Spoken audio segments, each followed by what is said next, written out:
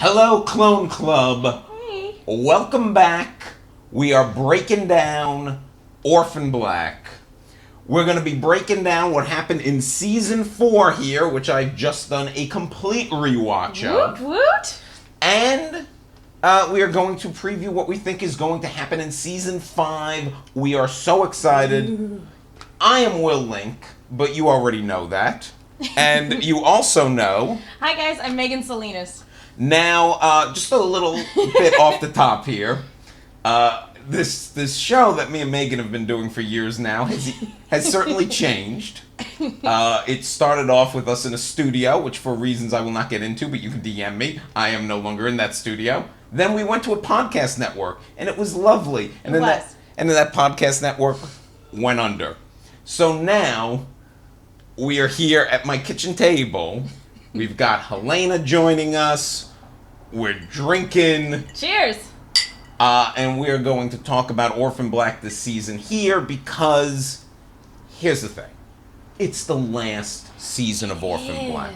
How could we not? For one, I think if this was going to go on 10 more years, we probably would be like, well, sorry, guys. Toss up our hands and give up the ghost, but not for the last season, guys. Yeah, for the last season, and so many of you tweeted at us, like, are you going to be talking about it? Are you going to be talking about it? Which is so sweet, by the way. That was, super encouraging that you guys actually care about our opinion on Orphan Black. Yeah. You give a shit what we have to say, and look at that. We're also cursing now. Oh, fuck! So, all decorum's out the window. But we thank you so much that you were so interested and wanted to hear our thoughts. That we said we can't deny you our opinions. But, so this is for you, all 13 of you. Yes, exactly. You all are so sweet. But no, like I said, we've been talking about this for so many years. Yeah. There's no way we couldn't talk about the last season. And but I want to start off with this before we get into the season. Something very important happened between the last time we talked with you guys and now. There was an Emmy for Maslany. Yes! Tatiana Maslany. There was justice in the world, and Tatiana Maslany freaking finally won the Emmy.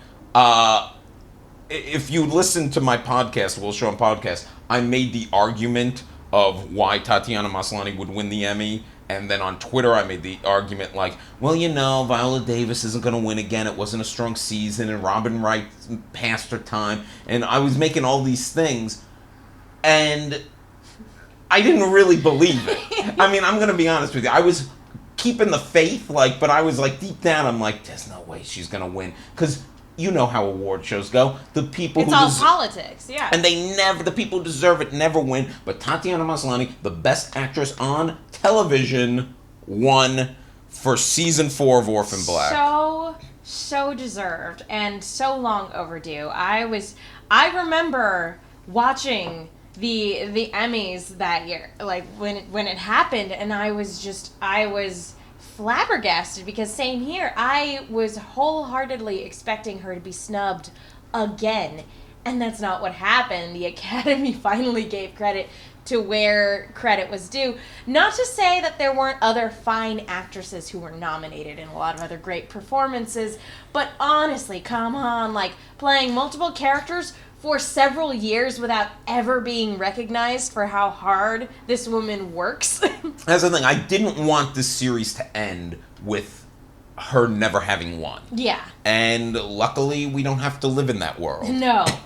I mean, somewhere in the multiverse, there is a world where Tatiana Maslany never wins an Emmy for the hard work that she does. And I don't want to be in that world. I'm really glad we're not in that universe. Although, there's also a universe out there where Donald Trump is the president. I was about to say the thing. Though the trade-off is, and I think Tatiana would agree, if Hillary Clinton was president instead of Donald Trump, maybe I would move to that universe. That's the butterfly effect, man. Yeah, change one thing. That's what happened! Tatiana Maslany got an Emmy, and it caused a butterfly effect, and now we're in a Trump presidency. I'm going to say this. I was watching with some friends that night, and when they announced her name, there were maybe about 5 of us. We all screamed so loudly. I mean, it was, it was like when you're watching a sporting event Yeah. or something. I mean, the neighbors must have wondered what was going on. We all were so happy. So, I know, I'd be curious to know if you want to tell us, like, where were you when you found out Tatiana Maslany won an Emmy? I was actually at work at the time, and I was walking in and out of the room, and it was one of those things where I'm like, she's not gonna win, and so I'm walking in and out of the room, working, doing things, and then I walk back into the room, and she's making her acceptance speech, and I went, what? She won? This is amazing. Justice was done. So she won for season 4. She was not, when you see in a few weeks that she is not nominated for season 5, don't panic. She is ineligible this year because of just when the airing schedule. Yeah, just the airing schedule. The show's starting too late this year. Usually we'd be doing this first episode in April. I was gonna say Facebook memories. I was looking at things, and we were already well into the season. Yeah, we were at this point in time. We were gearing up, getting towards the finale. Yeah. Well, the season she won for, season 4, I rewatched it, and what strikes me about it is that it is an incredibly sad season. Yeah. Not just like, I mean, most of the season, there's the ghost of Beth hangs over the season, and they're still dealing with the fallout from what started this whole series. Yeah. And, Not to mention, we finally get some resolution on a lot of that stuff as well. Yes. I mean, there's this great arc of Sarah really having to come to terms with what killed Beth, and is she going down a similar path and everything. We got to see Beth, which is so sad. The saddest episode of the entire series is the Scandal of Altruism, which is the episode where Kendall dies, and then Evie Cho tells Cosima, like, Delphine was murdered, blah, blah, blah. Oh, I'm getting goosebumps as you're describing it. I'm like, oh. Just watching so upsetting. Cosima break down, even though, as we talked about a lot, there was no way Delphine was really dead. Of course not. Because you don't kill a major character off screen. But people. hearing those words was still devastating. And seeing the effect that it had on Cosima, that's what was that was what was saddest about it. I think that's one of the best episodes of the series. But every turn was sad, and they even kind of ended on some sad notes. So what I was thinking of doing is going clone by clone and seeing where they left off and what we think might happen to them next season. Okay, I feel like that's a good way to kind of break it down. So we might as well start with our main clone, Sarah. Oh, girl, Sarah. Sweet Sarah this season. How sweet she is. Well, I mean, again, she goes through such a rough patch. Yeah. At a certain point in this season, that, like, I can't help but feel bad. Like, you were talking about, like, where all these characters ended at this point in time. And I was actually thinking about it on my way over. I was like, it's so weird that this season ended so dark. When the end of season 3, yes, Delphine got shot, and that was a huge mystery / question mark, but, like, everything else was left on a somewhat happy note. Almost everybody had a happy ending last season, and when we get to the end of this season, it's like, Jesus. Well, that's what was also fun, because even season 2, although it ends on the downer of Helena getting kidnapped, it had the clone dance party. Yeah. Every season has basically ended with a moment where the Sestras get to celebrate together, and not this one. I mean, there is... there is the happiness for Cosima. Yes. A little bit, but, like, that's as close as we get. Now, Sarah goes back to the island of Dr. Moreau, and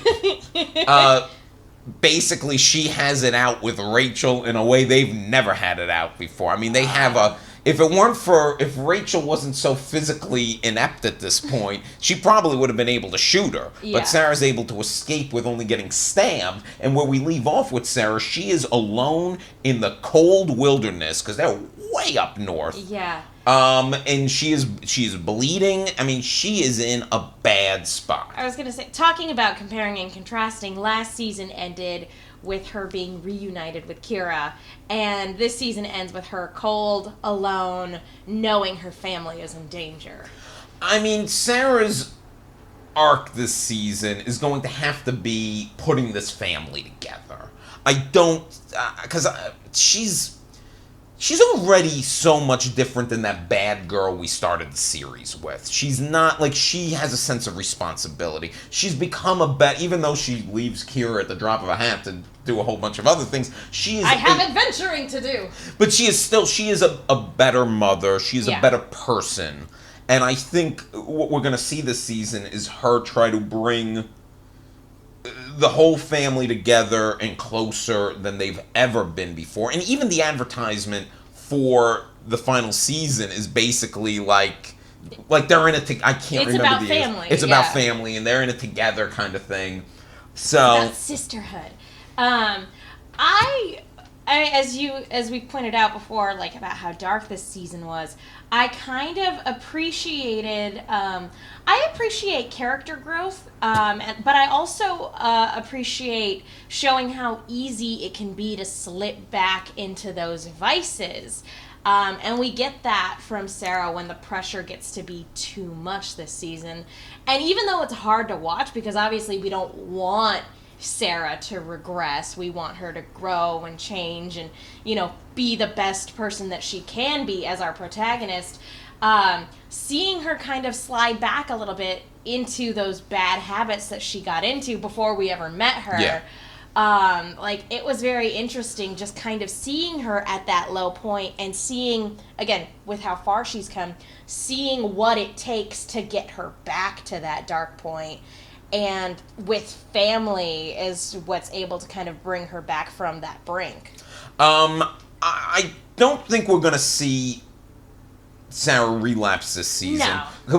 Because like you just said... It would be a retread at this point. And we've seen her regress here and there, but it was so big last season and so dark and risky that I don't think you can go back that way. She stood on a bridge looking down for a little while. I don't think we want to go any darker than that. So Sarah's alone on not alone. Well, she's alone on this island.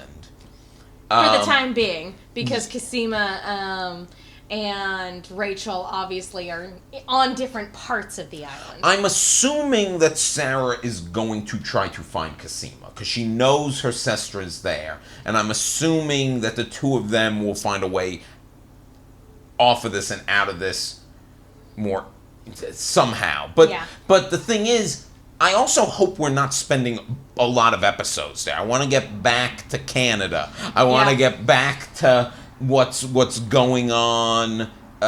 We determined it was Toronto. It is Toronto. We're always being kind of cheeky with some of you guys. Yeah, we want to get back to Toronto and see what's going on with Allison, with Helena, with the other sisters. The corporation. Let's get the family together to fight the evil Neolutionists. And even though, obviously, Cosima is a huge priority for Sarah, knowing that Kira is in danger, coming to save Kira will automatically become her top priority. Well, where we end up there is Ferdinand, and he's got S and Kira. He's got basically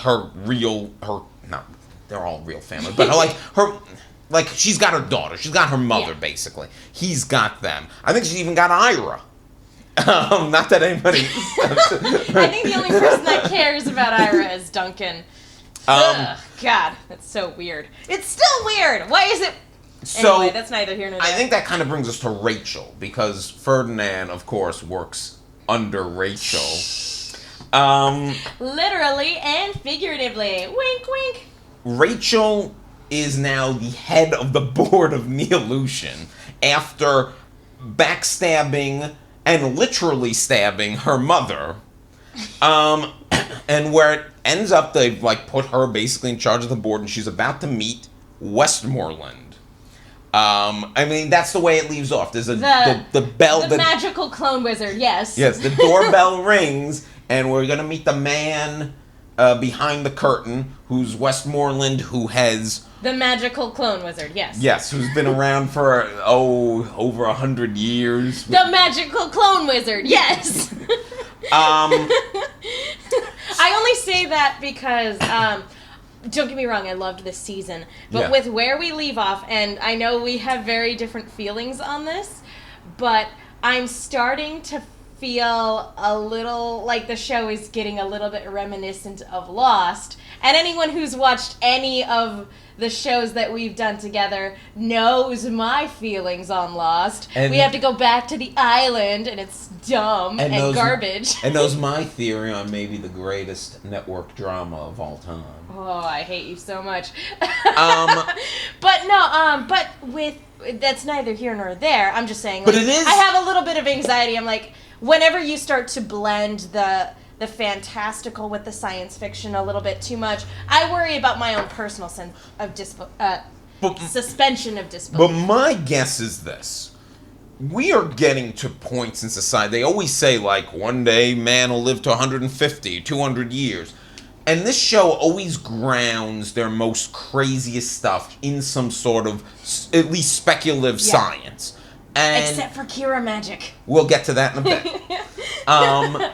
But so I actually wonder if this is just a guy who was ahead of the curve, much like a lot of Neolution. I mean, the things they're doing, the shit they're doing to Rachel's eye, like, we can't do that today. No. But it certainly makes it easier to film.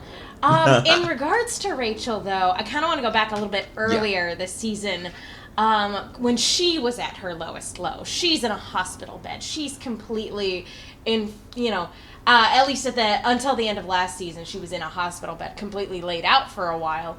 And here, she starts off the season as a captive. And it's fascinating to see her claw her way back up to the top and just how ruthless she is once she gets back up there. And I've always appreciated Rachel as a villain, but there were points in this and last season where I genuinely felt sorry for her, and I'm still holding out somewhat of hope for a redemption arc. I don't think that's on the that was at this point. That's my number one question about Rachel, and I'd be curious to know what all you think too. Is she redeemable? Because at the end of the day, she's a clone. She's a Sestra. She's like the bad Sestra. And is she redeemable?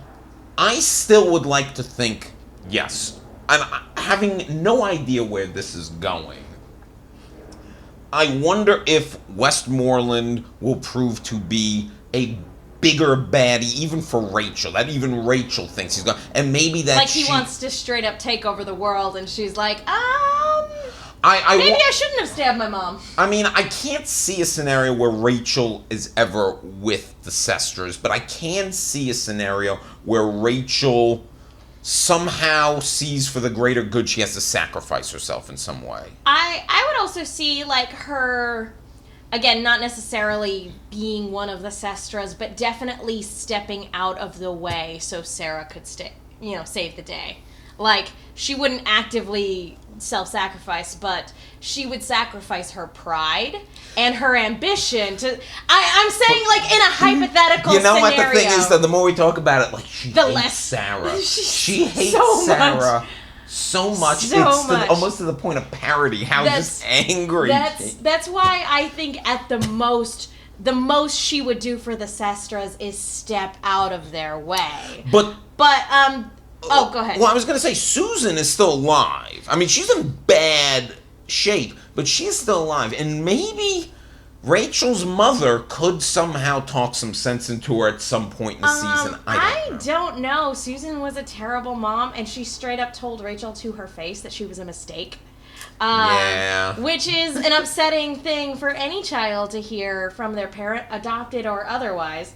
Especially when that parent actually can genetically engineer children. Saying, you were the worst one that I made is like a really terrible thing to hear. But talking about like points where I felt bad for her this season, contrasting Rachel with Evie Cho was such an interesting dynamic, because we have two very intelligent, ambitious, ruthless characters who ultimately want the same thing, and that's the progression of their science and power. It was interesting because they carried themselves, and so I mean, Evie was such a Rachel, and it was not like a Friends Rachel, like a Clone Club Rachel. There was a moment, and we talked about this on the podcast last year, where particularly when Rachel, because I've been screaming about this Rachel redemption for a long time. For years now, yeah. Yeah, and there was the episode where she teamed up with Sarah, and they turned the tables on Evie, and there was a moment where, like, I felt really good for Rachel, especially because, you've seen her physically handicapped, mentally handicapped, because, like, her brain wasn't working. She had to kind of reteach herself to speak properly and stuff like that. So you can't help feel a little bit for her. And the other thing is, because she has the face of Tatiana Maslany, a face we love in all these other characters. Beautiful. But it's not just the beautiful. It's that we love all these other characters. It's hard not to get a little emotional about even her. And there's this weird, I kind of just wish her and Ferdinand just ran away like Ferdinand wanted to. I just wanted them to just go. Although seeing them reunite was extremely sweet, and seeing Ferdinand's quest to find her was also oddly endearing. And this is a guy who, like, dumps people in acid, like, just at the drop of a hat. I love that it's extremely sweet when she, hits his balls with her cane. Like, he is just so into her. And it's like, you can't help but kind of fall in love with the idea of them as a couple. Because he's just so into it, and she likes to see him grovel. I don't know. He's a toy, but I think he means a little bit more to her than just being a toy. Yeah, I think so, too. I think we see that when they do reunite, and she's like, I can't feel really anything anymore. Yeah. It's a moment of honesty. Yeah, that was actually a very honest moment for Rachel, where she feels these limitations, but he won't let her succumb to them. Like, he loves her. It's love. But let's talk about... I want to move on. Okay. The only other thing I wanted to bring up, just bringing up Evie Cho, was that Rachel, for a time, seemed like definitely the lesser of two evils, because as far as we know, Rachel hasn't euthanized a bunch of babies. That's true. Although I don't put that past. I said for a time, because in the last episode she then says, we will restart the cloning program, and we will take away their personhood, and we'll put these bots inside of them, and if we want to see if their tails grow back, if we cut them off, then we will damn well cut off their tails, because we can. Yeah, that takes away some of the sweetness we just said about her. Like, oh, they're so cute. We will cut off their tails. That takes away the sweetness to the sadomasochistic romance that we've come to love. But speaking of love, Cosima and Delphine were reunited at the end of the season. It was beautiful to see. Kofine is back. Finally. And how, I mean, it's that total tragic love story of, like, the second they're reunited, Cosima just collapses. And it's just like, why can't they ever be happy? Now, that's my question. They're together, but for how long? Not very. Okay. I mean, the Neolutionist basically told Delphine that she can't stay with Cosima. For some reason. I've never understood the way Neolutionists work. The reason is, the plot mechanics is that we got to keep these two separated as long as we can until we get to the end of the series, in which I have long also said that I firmly believe that this is a show that will end with a happy ending. I really believe that at the end of this series, Cosima and Delphine will be together. I mean, they will have gone through hell, but they will be together. That the sisters will be together. I feel like it'll be bittersweet, but yeah, I have a hard time seeing just a straight up tragic ending. Well, this isn't. We're so used to shows now being like Game of Thrones or The Walking Dead, where it's like anyone can die. This isn't a show that really. I mean, it's killed some people. Like I said, it killed Kendall last season, but it hasn't really killed a main person. And it's such a. I know we've talked about this in the past, but it's been such a. Well, good... Paul, it killed Paul. Okay, I'm sorry because I just sensed like everybody. it killed.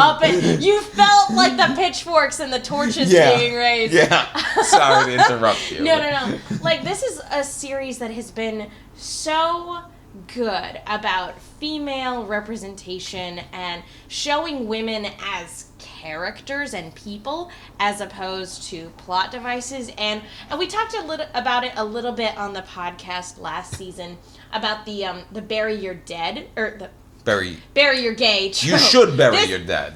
Clearly too much, but the bury your gay trope, we talked about that, and I don't think this is a show that's going to succumb to that particular cliche. I don't think so. I feel like it's much smarter television than that. I think everyone's very conscious of that. And not that they should do whatever they think is best for the story. And for the characters as well. For their progression.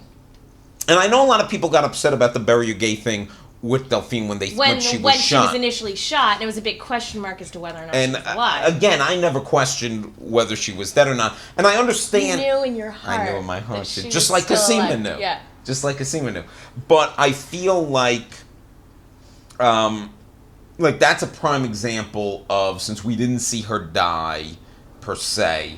Nobody knows death. To trust the show that the show was going to do what's right. You got to wait till the end of these arcs. Mm-hmm. Like I said, there's no drama unless you have these two separated, unfortunately. Yeah, and not to mention, too, we've also talked about a kind of fatigue with Cosima's storyline, because it's this never-ending up and down of her becoming ill, and then, things look really dire, and then she makes a miracle recovery, and then... But they have the cure now, right? They have the cure. They have the cure now. So, but, whether or not it will safely be administered is one thing. And for a while, as soon as...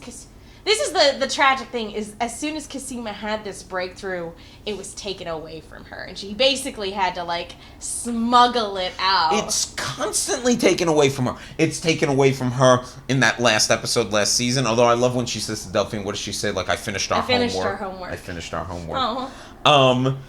It's taken away from her earlier in the season. The cure of bone marrow stuff the season before, or 2 seasons before, doesn't really work. No. It took cure magic to make her recover when she was at, death's door.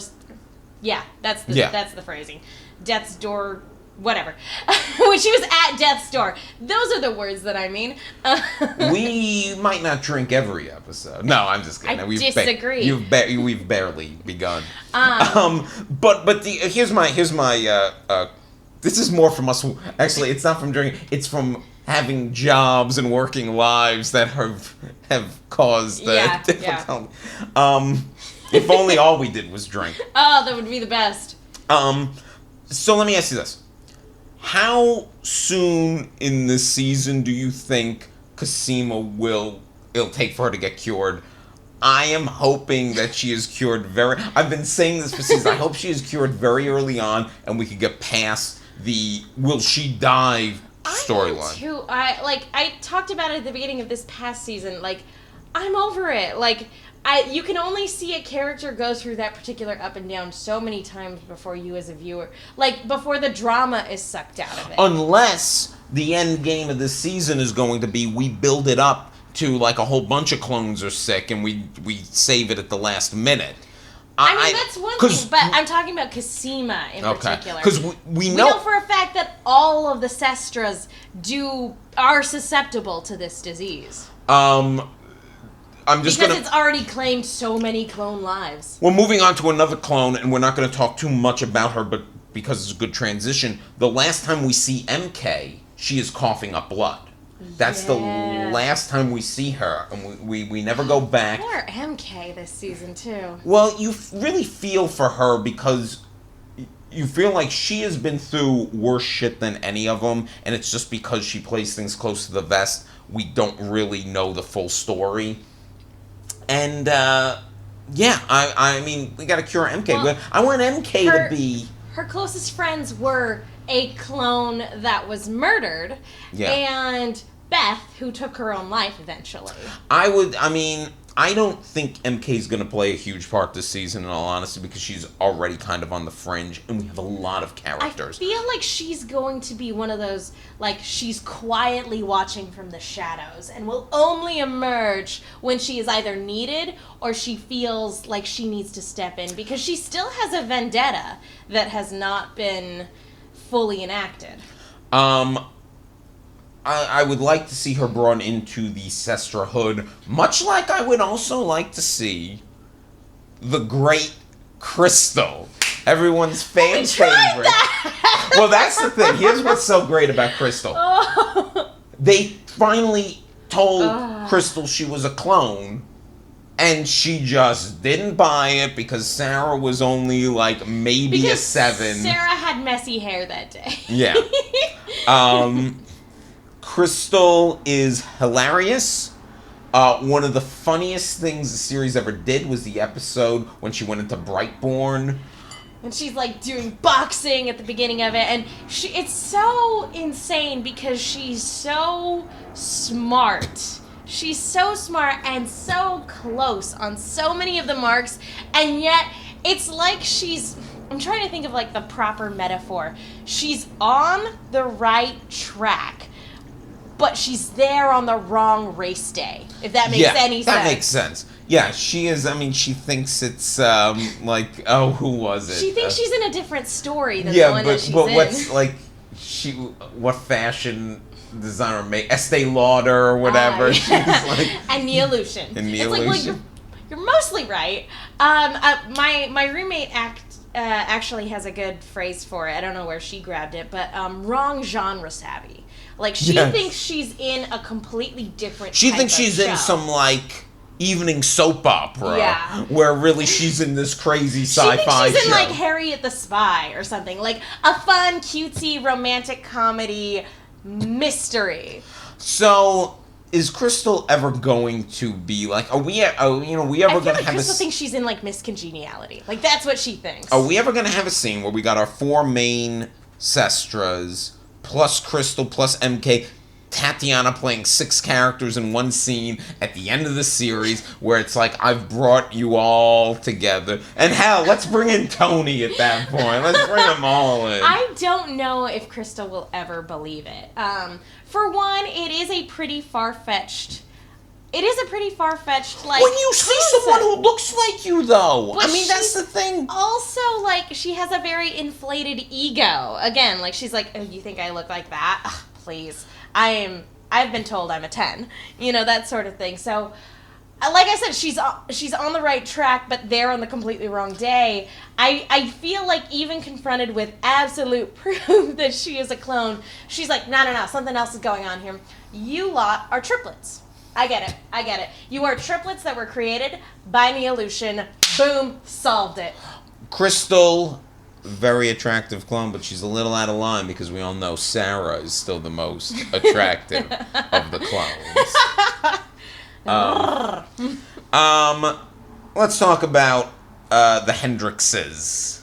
Oh man, orange is the new black / again, our desperate housewives sort of subplot. Again, I do feel... Our show within a show. Well, it was always like the sitcom within Orphan Black, but last season it was a little more integrated, but they are still a little bit on their own island, and the teasers for this season are playing up the idea that they might have to fight together, that Allison might be there fighting alongside a little bit more, and I really hope so, because...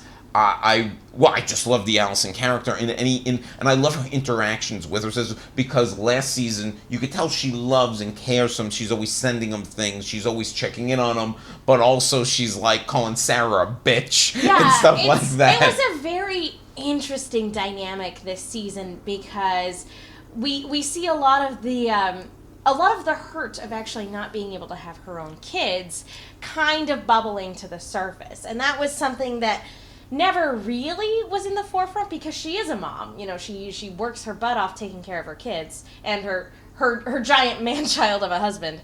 As endearing as Donnie is, he needs to be taken care of. But in this one, you kind of see her having the most difficulty skirting both lines because she's decided to do away with just I'm just doing my own thing. She's actively helping them, but also resents the fact that nobody appreciates how much she is helping. And so, you see that sort of start to wear on her. So you can only live with one foot in both worlds for so long before you're torn apart. The kid thing, I think, was a really powerful story for her this season. Yeah. Even though it kind of played more in the background, but I think. But yeah, you don't need to see a whole lot to see how much it hurts her. It was subtle, but it was enough we knew. And look, she even says Helena will always have a home with them. And I love Helena. Helena cannot raise a child alone. No. And I think what's going to happen with Allison is I think where this ends up, and it'll be interesting to see in about 10 weeks from now if we're right about some of this stuff. But I imagine that the storyline will end with Helena living with the Hendrixes and Allison helping her raise her twins, which will also be, I think Allison will come to some acceptance of this is my sestra, and it's we're all a family, and I think she'll come to a real acceptance and be a kind of a second mother to these babies. Well, it's also entirely possible that maybe I'm taking a leap with this, but it's also possible that the cure that Cosima found could also sort of cure their infertility. I don't know necessarily. That's probably a stretch, but it is. I will throw it out there as a potential. I feel and now I've got to go back 2 seasons to whatever the science was, and the science is always the trickiest part to unpack of this show. But I feel the magical pseudoscience, yes. I feel the damage is done there. I mean, it could be. It could very well be. And, this cure shouldn't be a deus ex machina for all their problems, either. It should definitely solve the dying bit. It's enough that it will keep them alive. But, it shouldn't just act as a cure-all for every single problem the Sestras have, in the same way that Kira magic shouldn't act as a cure-all for everything they have. So, how long in the season do you think Allison and Donnie are on the run? I figure they're going to get picked up pretty quickly. They're living in a yurt in the forest or whatever. Yurt. Here's the thing. I feel like they're going to be out there long enough for Helena to actually go into labor. I feel like they're going to have to be the ones to deliver the babies in that yurt. In the woods. In the yurt. Oh my God, I can't believe I didn't think of that. That's what's going to happen. And when it doesn't happen, you could tell us so. But I think that's what's going to... You can point to this and be like, you guys were wrong. I think that's what's going to happen. I think that's great. And then they will be arrested. They're going to be like, it's a girl! Or they're girls! And then, woo! Let's talk about Helena real fast. I hope she has the babies early in the season. Babies. Because sweet babies. I want to see... I can't let this series end... And I guess a pregnant woman could still be kicking ass, but it's just not responsible with your children in your womb. I mean, but I want even in the previous season when she was climbing walls and stuff like that, I'm like, you are pregnant, woman. Yeah. Please be careful. And you are throwing your body up against brick walls. Please, you should not be doing parkour if you are pregnant. I want at least one. She fought. What was the a caster clone? What was which caster clone was it? Asshole guy, whose name I forget. Was it Rudy or was it Seth? It was one of those. I don't know. They were both assholes. It's been a while, guys. But she was fighting one of them in the Hendrix's garage to the death. And she murdered murdered him. And she literally duct taped a knife to her hand and was like, okay, let's go. So I really hope we get to see Helena fight again before the season is over. I feel like as soon as those kids are out, she's going on a rampage. When she was however many months pregnant that she is, she's like, you want me to kill this Evie Cho? But here's what's even... Okay, but I got a bigger question for you about Helena. Mm-hmm. Will Helena ever be reunited with Jesse Towing? Will we ever see Jesse Towing again? He has to come back before the series finale. Jesse Towing want to raise these kids, though.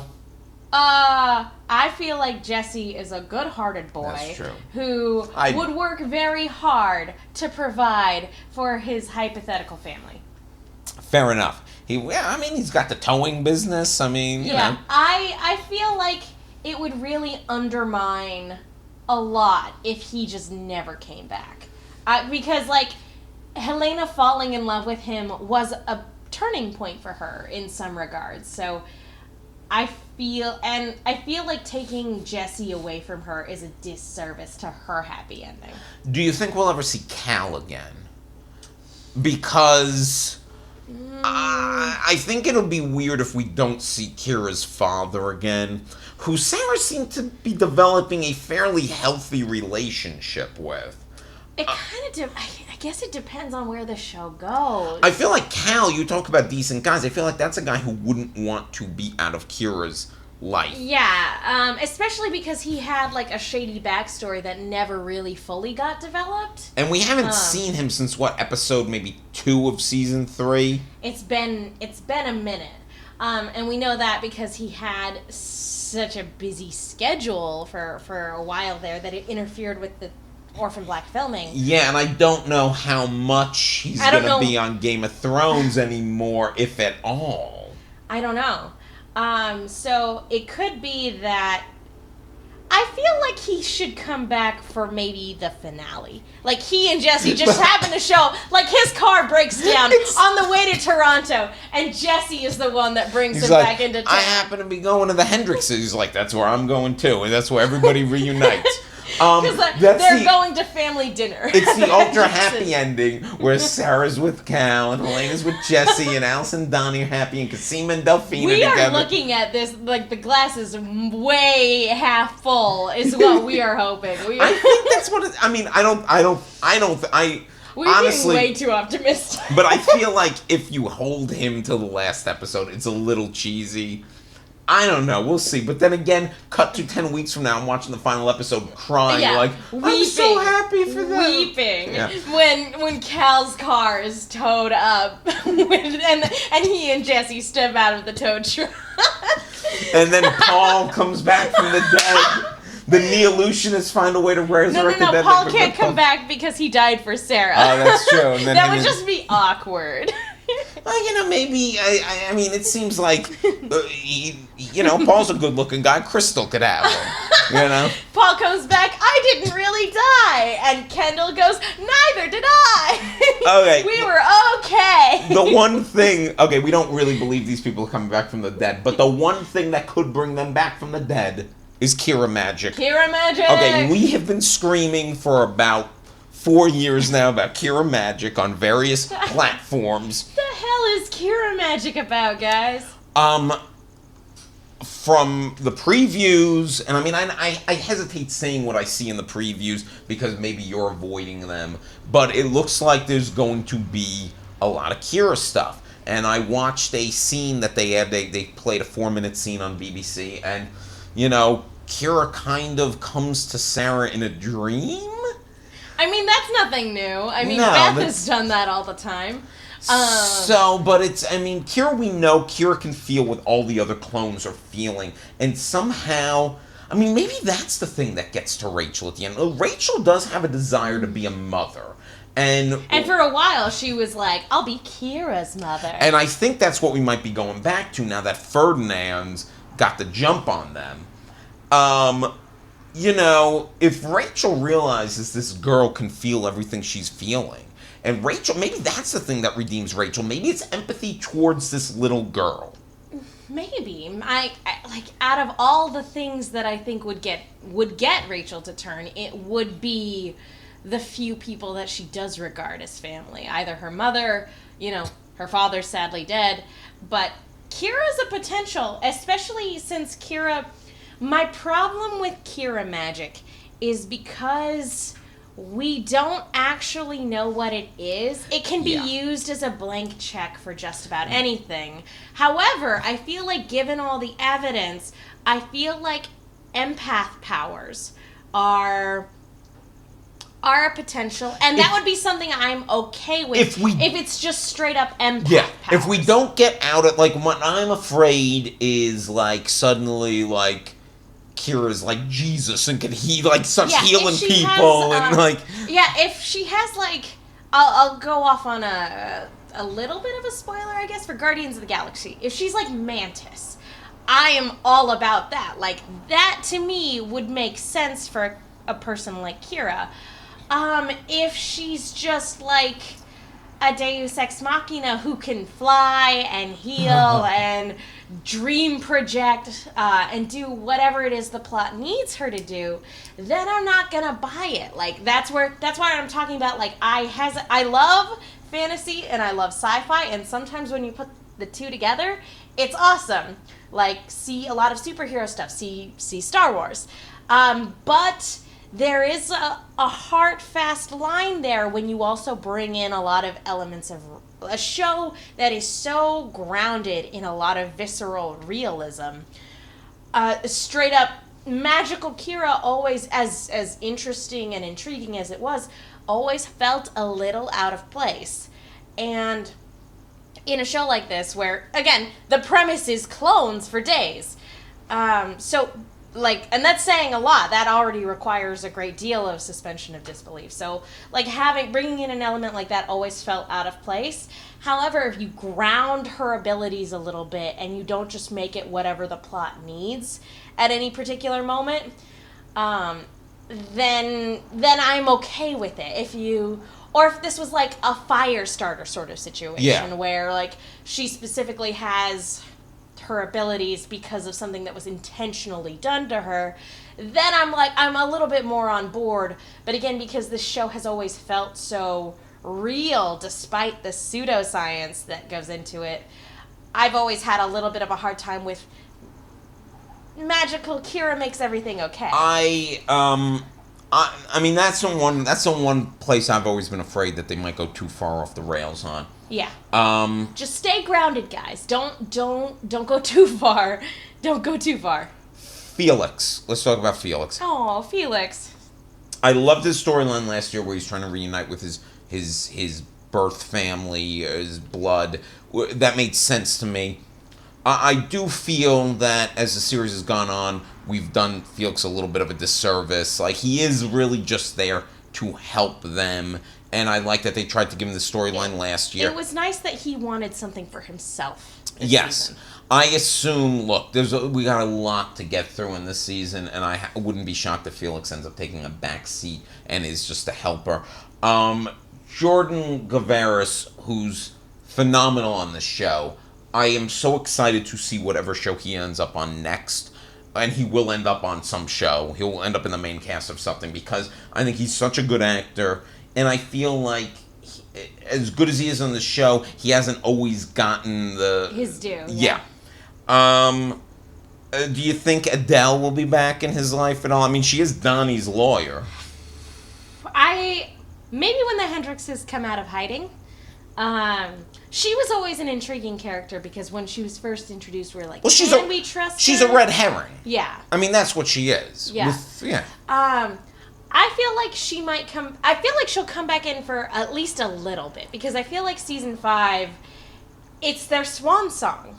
Not to delve too much into the swan stuff, but it's their swan song. So I feel like, I hope they don't go overboard with it, but I feel like a little bit of fan service, making reference to everything that came before this, is probably par for the course. Art.